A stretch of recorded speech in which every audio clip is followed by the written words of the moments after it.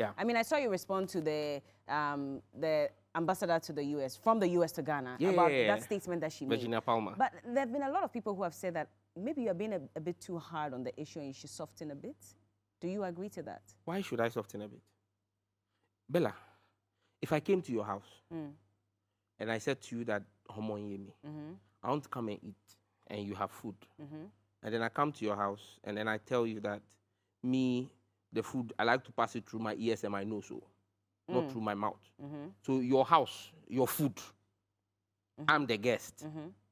But you can't, I won't be comfortable with you eating through your mouth. Because if you eat through your mouth, you make me uncomfortable. Because I like to eat the food through my ears. So don't eat the food through your mouth. Will you accept it? Is that what is happening? We have our culture. We have our own norms, our customs. Our customs are not pro-LGBTQ. You are coming to our country to come and do business or come and do whatever here. Then you say that I should leave the God-given highway and go enter the gutter. That's what it is. But have you seen quite a number of young people who are, I wouldn't say involved in LGBTQ because I'm not in the room with them when they do it, but we've seen a number of them who are effeminate.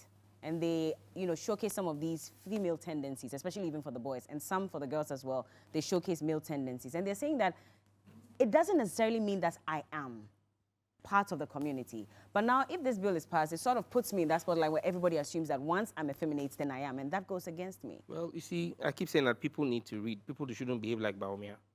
They must read and understand. How is he catching stray bullets? Because he doesn't read to understand. He just reads to pour. Read to understand. Oh.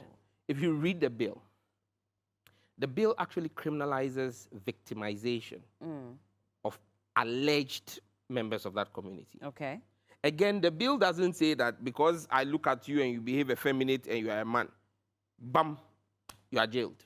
But you know that there are people who also are stigmatized against such people. And that's what I'm saying, the bill takes care of that. Okay. You can go to jail for 3 years for verbally assaulting somebody without proof. You can go to jail for 3 years. The bill says that. Okay, so how is that a problem? Your freedoms can be curtailed on 3 grounds. On the grounds of public health, public safety, and public morality. Public morality. Do you want us to start teaching our children that you see 2 women and you can call one daddy and one mommy? We've already seen it on our TV sets. Absolutely, and that is why when this bill passes, all TV stations would now be careful what they show. So on the same basis, when this law passes, hopefully before Christmas this year.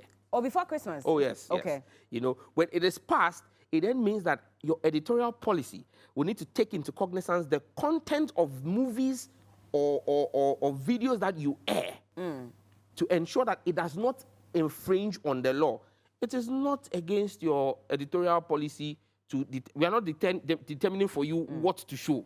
Yeah. So that's not gagging the press. Okay. But what we are saying is we're giving you the parameters within, because even today, you are not allowed to just show any and everything.